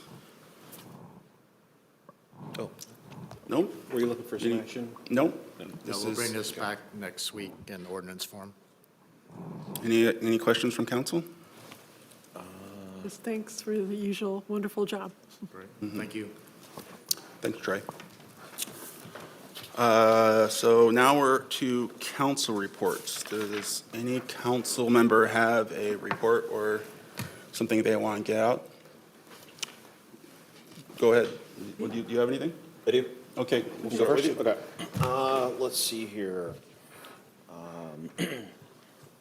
Joint Animal Services met on April 20th. Key takeaways there is that our intake numbers have leveled off.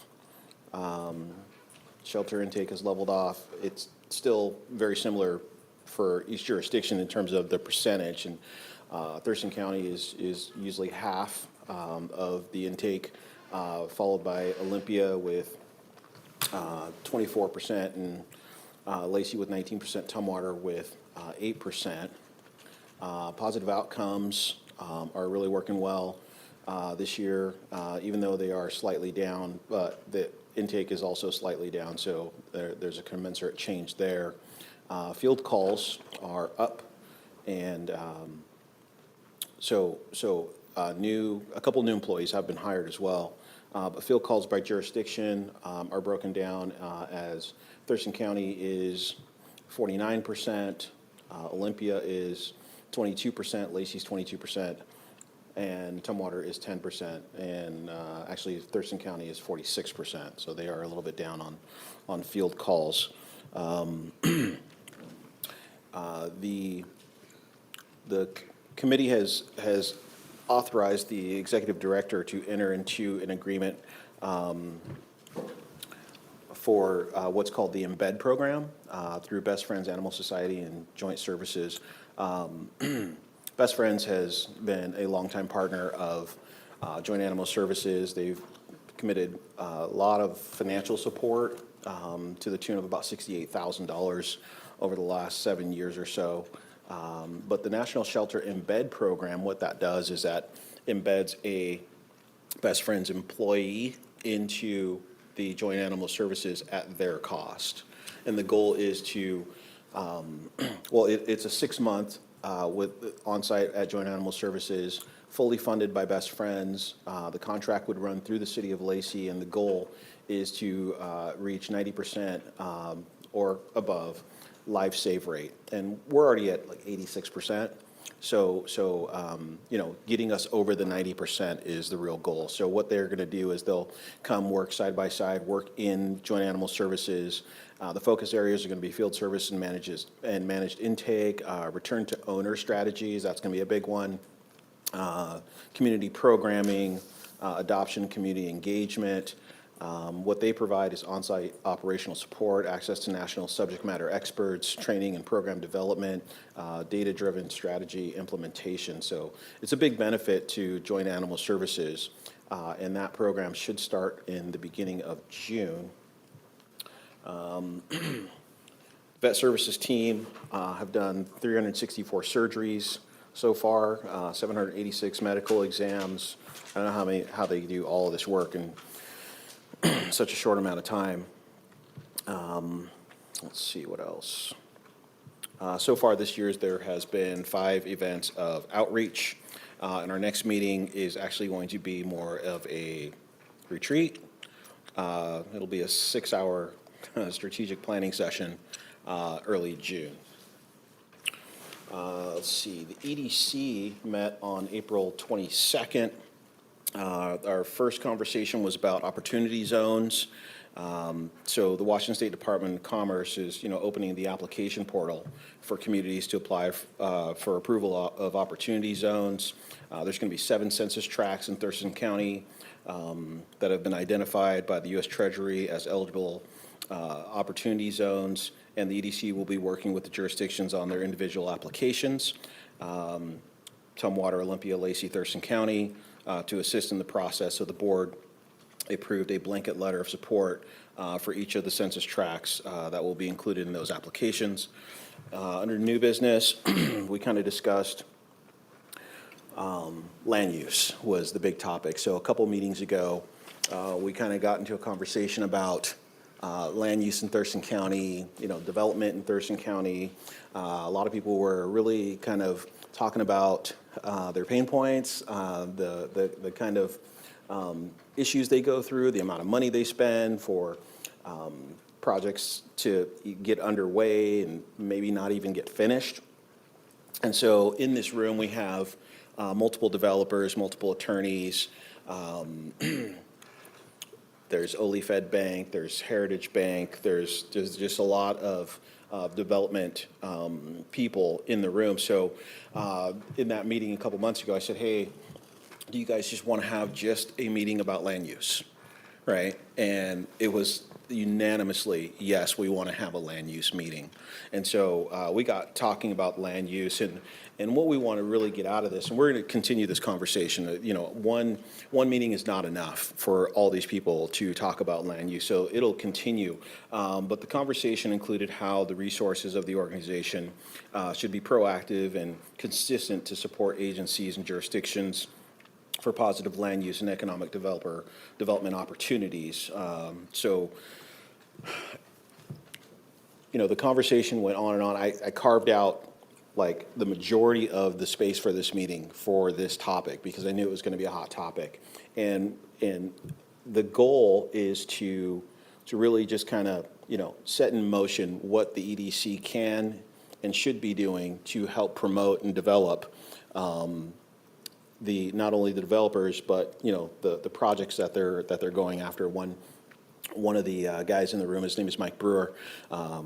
He owns American Pump, and, you know, he spent all this money on this place called Salish Landing that didn't work out. He pulled his permit after $2.4 million worth of investment. And so, you know, you've got some frustration in the room. Have yet to invite any of the elected officials that are not on this board, but that is part of the plan once we kind of get a little bit further into this conversation. So that's just getting started. I'll brief you guys a little bit more on that as it develops, and this is probably going to be, that's probably like one of the funnest things that I've done in committee work in years. LTAC met on April 23rd, so obviously it's a busy few days. We talked a little bit about this upcoming budget. We did get to go over the dollars that were spent last year. There is a little bit of carryover. I think it was somewhere in the tune of $22,000. So one of the things that we focused on was, you know, the cycle reviews, the use of revenues, and, you know, this council's direction that was given last year. You guys remember we all talked about how some of our facilities that really produce the heads and beds need to be getting more funding. And that was reiterated to us again, seems like about the third time, but LTAC is taking very seriously this council's direction on making sure that funding isn't just kind of going outside of the community too much. And really focusing on the heads and beds portion. We talked a little bit about expenditures. I don't know if you guys remember, but last year we talked about a new kind of a thing that we did where, you know, for those people who have increased marketing expenses, that they could draw on some of the LTAC dollars prior to their event for marketing expenses up to, I believe it's 30%. Seven of the entities took us up on that. So it got some real traction real fast. And so now they're kind of saying, okay, you know what, let us use some of those marketing dollars early so that we can have a more successful event. And they've been really talking about that and have done that. The attendance outcomes were one of the main things that I kind of looked at and thought, wow, we really are having some really good attendance for these LTAC events. The attendance outcome is over 925,000 for LTAC events. So pretty significant. One of the things that that I liked that came out of last cycle was for all the LTAC people who were awarded dollars, the VCB has given them additional services for head count, all these different things that they can, that, you know, advertising, some promotion, these different types of things that really help create and produce more successful events. So I wanted to just make sure I give a shout out to the VCB for, you know, stepping up and helping out all of our LTAC recipients have more successful events. But the one thing that I wanted to make sure that you guys knew is that the RAC had 775,000 visitors last year. So pretty significant. And, you know, that just lines up right along with, you know, this council's saying, hey, we want to make sure that, you know, our major heads and beds are getting, you know, the funding that they need. Lake Fair was 180,000, Washington Center was 95,000, Sway Night Market, 94,700 people for an event that happens, you know, once a week. Thurston County Fairgrounds, 58,000. Funding outcomes, The attendance impacts are pretty amazing. The paid overnights are more than doubled in 2025 as opposed to 2024. So in 2024, the paid overnights came in at 11,000. In 2025, they came in at 24,000. People from 50 miles or more went from 33,000 to 99,000. And overall attendance went from 1.1 million to 1.348 million, 1.16 million to 1.348 million. So the amount of people coming to visit this area, this region, is just going up. So it's anticipated that we'll have about $680,000, $685,000 for this upcoming cycle. And let's see, we did kind of come to a consensus on the rubric a little bit, in that, we went with the scoring rubric a couple of years ago, and it's along with the online application as opposed to paper applications. There's some repetitiveness in the scoring rubric, so those will be now static. So if it's in Lacey and it's a multi-day, it'll just automatically score that, so we don't have to continue going through it that way. And then also, the JLARC reporting was suspended for 2025. So that's where we report these activities to our legislative representatives, and that reporting is suspended for 2025. 2026 is to be determined. And then we kind of went over Lacey's hotel pipeline as well, just so that we can kind of get an idea. Why did they suspend it? I don't know. That's a good question. That might be a better question for the assistant city manager, because she was the one who kind of brought this information to us. They didn't, I don't know, is it a trust issue? They trust us more? Well, I think part of it was just looking at what they've been doing with the data over the past couple of years and evaluating, what they're going to do with it in the future. And so they're going to continue to take a look at whether or not this needs to be collected in the future. So like the deputy mayor just mentioned, it's a 1 year of not having to submit this information and data, but it could come back and maybe look slightly different in a future form. So maybe they just feel that we're doing that good with the dollars. We looked at Lacey's hotel pipeline a little bit with the estimated 362 new hotel rooms that may come online. There is the Residence Inn by Marriott, there's the Homewood Suites, and there's the True by Hilton. All of these, I believe, are in Hawks Prairie. And, should they come online, we will have a much more sizable LTAC budget to work with. And maybe we can help out the RAC a little bit more. And that is my report. Thank you. Thanks for taking the heat on those developer conversations, because I know those tend to be more like butt chewings than conversations sometimes, so it's necessary, but yeah, that's needed. Thank you. Yeah. Councilmember Cox? Yes, I have two reports. The first is from the Olympic Region Clean Air Agency meeting of April 8th. Some highlights from that. The meeting was followed by dedication of the James Jimmy Werner Air Quality Monitoring Station at Mountain View Elementary School. Jimmy Werner was a much-loved, ORCA is the acronym for this agency, employee and mentor there.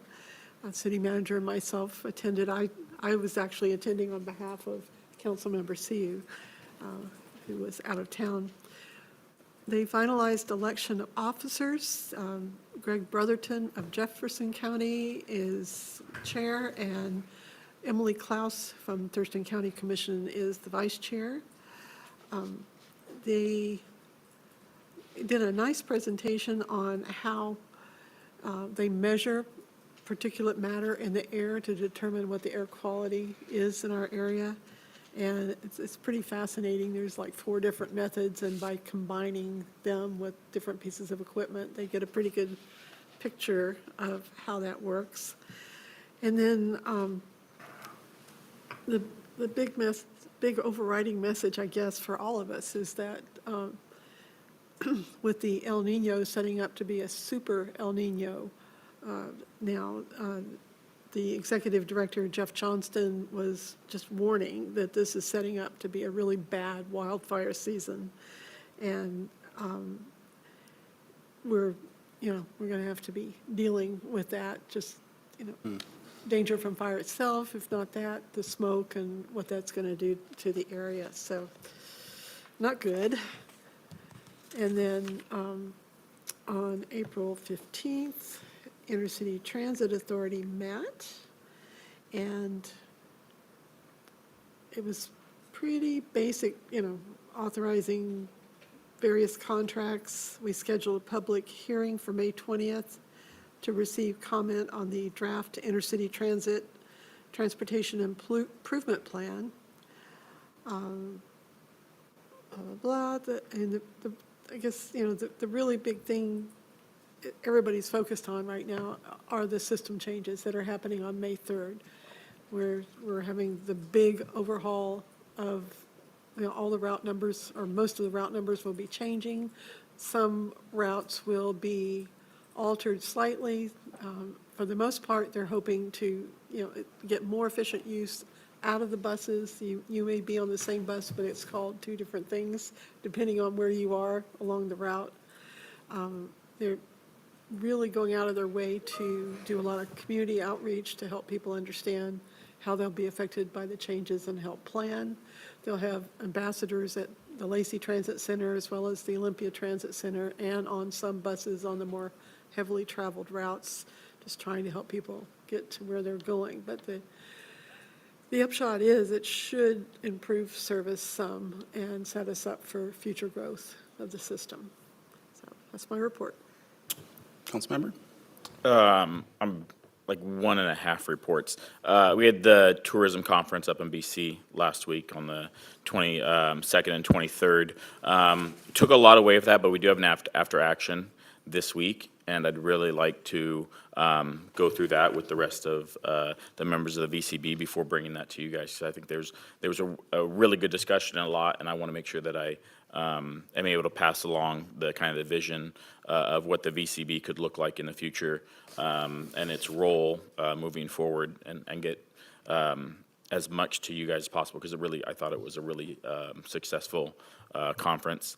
And then I wanted to bring two things to you guys. We had the Regional Housing Council meeting on the 22nd, and there were two issues that I had discussed with the city staff prior to the meeting, and I wanted more time to discuss with you guys. So I'm gonna bring those up here, but the discussions I would like to have, like at our dinner meeting, where we have time to actually talk through some of the stuff. One of those, I've been a really big proponent about separating discussions with funding decisions. So, for example, we approved $21 million of funding after almost 5 minutes of discussion that we just got a couple of days prior, without the ability to bring it back or really review it, just with kind of the expectation that we pass it. And I've been bringing that up about how we need to separate discussions about what we're funding and how we're funding it from the actual decision making, so that way I have time to bring it to the city, the mayors, and you guys to be able to weigh in on that.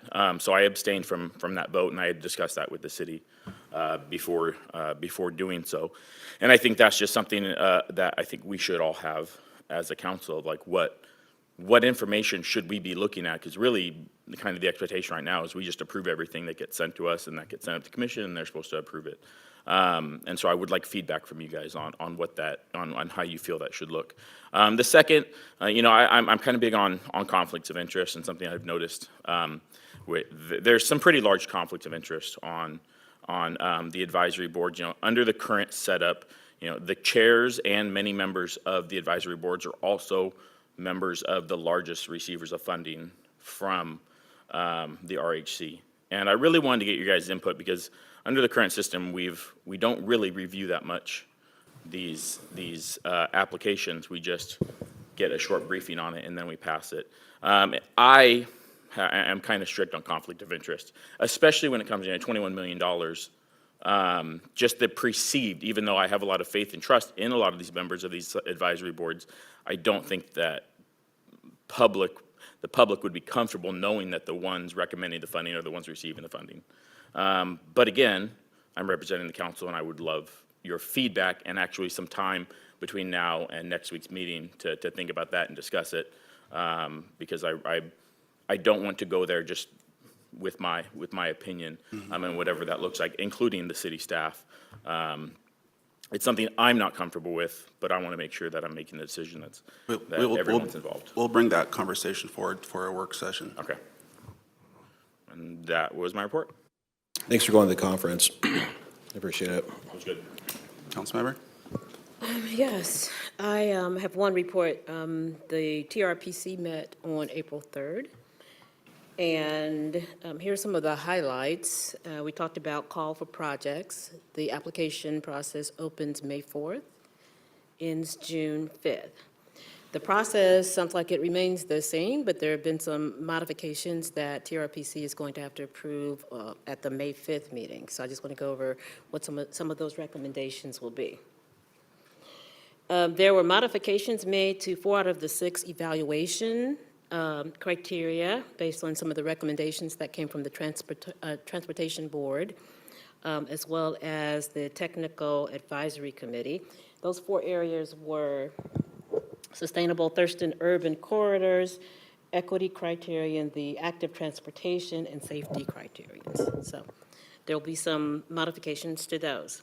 Also, there were 2 recommendations for regional set-asides. The first one was a rural community support program with a set-aside of $800,000 for Lacey to administer. And this will ensure that the regional transportation investments in rural communities as well as tribal communities are supported and also support regional equity goals. And the second set-aside was for $200,000 to extend the Karen Fraser Woodland Trail. The $200,000 will fund a feasibility study and strategy. And so the trail would be extended from up to the McAllister Park. Yeah, that's, that was something that was recommended as when I was the chair of Transportation Policy Board. We've been looking for sort of our next project to of regional significance, and we got a lot of feedback from our trail users saying this is a missing link. We actually have, City of Lacey has the park in McAllister Springs, but in that area of our urban growth area has been, growing, and they don't have any connection into the rest of the city. And so this was something that I brought forward and with support of the TRPC staff to take a look at it, and obviously talking to our city as well. And so I was very happy to see that recommendation go forward for that set aside. So there's a long history there. Yeah. Also, another recommendation is for the City of Lacey to administer the 2026 Rural Community Support Program, starting in 2030. Lacey would administer $692,000 for all of the projects that are eligible for reimbursement beginning in 2030, and then Thurston County would do the same beginning next year, 2027. All right, so we talked about Target Zero. The goal is to reduce traffic fatalities and serious injuries to 0 by 2030. And so TRPC is looking to hire a traffic safety or a Target Zero manager. And that person would be funded through the Traffic Safety Commission. That person should be hired sometime early fall or late summer, with responsibilities around convening regional traffic, safety coalitions, tracking data, and things like that. We also talked about multimodal levels of service. We talked about the fact that we have all kinds of performance measures out there to look at different modes of transportation, but what we don't have is any information about how people experience different modes of transportation. So one of the things that we'll be doing over the next few months is looking at how we can come up with some performance measures, some project goals. We also took a stab at a problem statement, so I'm sure we'll continue talking about that. All right, so that's my report, but there are 2 or 3 other things I also wanted to report on. I represented the city and stood with the other elected officials at the Readers Are Leaders event. which is a great nonprofit that helps to improve literacy skills for kids, amongst other things.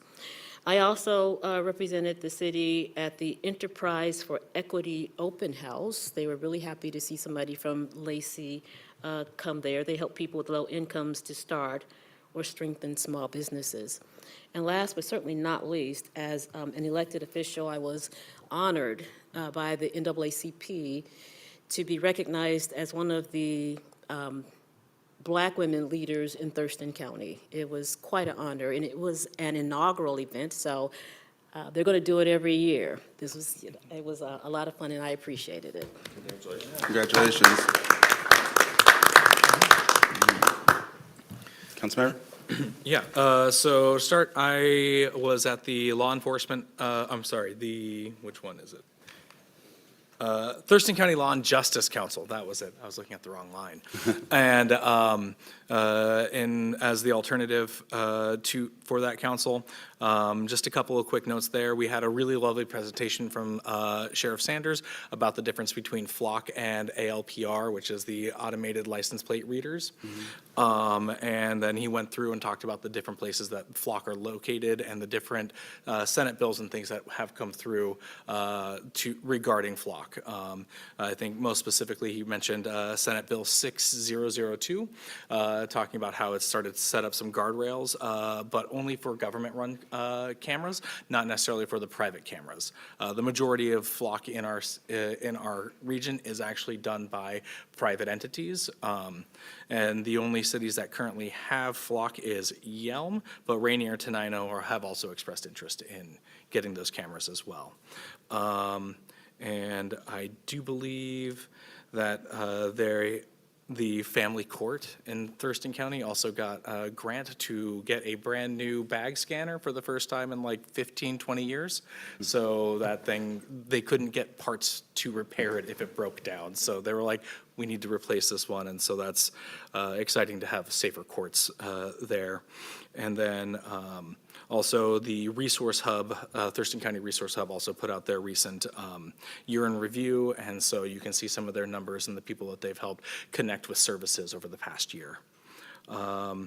Then yesterday, I met with Lot and got a tour of the Lot facilities in advance of a tour I'll be having with Orca on an inspection for their air filters and in the next couple weeks, just as part of just to see how things are run. And I was really impressed with the Lot facility. It was well run, it was clean, and I was really surprised how easy it was to get around. And I think the only thing I would like to also add was I was also at the Region Housing Council meeting last week, and in regards to the worries of conflicts of interest, they did mention that they can get us policies about how they proceed when there is a conflict of interest between people on the board members and requests, and also they can get us their scoring rubrics if we want to reach out to them, so that way we can have more transparency and we can see how those work better. And I think that is all I have. Okay. Councilmember Greenstein, do you have anything? I do not have a report. Okay. Well, then I'll go last year. It's been a kind of busy couple of weeks for me. A couple weeks ago, I was asked by Timberline High School, there's basically their social studies department, to come and talk to their students. There is kind of their world history group. There's a ethics group, and so I spent their entire sixth period sort of talking about the city of Lacey, what it's like to be the mayor, and issues that are before us as a city, and spent some time being able to answer some questions, and it was very well attended. It was basically the full auditorium was there, and so it was great to get in front of the kids and then talk to them afterwards about specific issues, things going on in our community. We also, the three cities also met And we've been meeting with 3 cities in the county every other month, really going back to COVID times. So that's when it first got started, when we realized we needed to have a meeting on the, on the calendar where we'd come together to talk about regional issues. One of the things that we realized is that we can never make it through on time on our meeting because there's just so many issues to talk about, regional issues. We've tried to extend the meeting, and we still don't have enough time. And we realize meeting every other month is probably not sufficient because an issue can come up, and depending on when it's at, it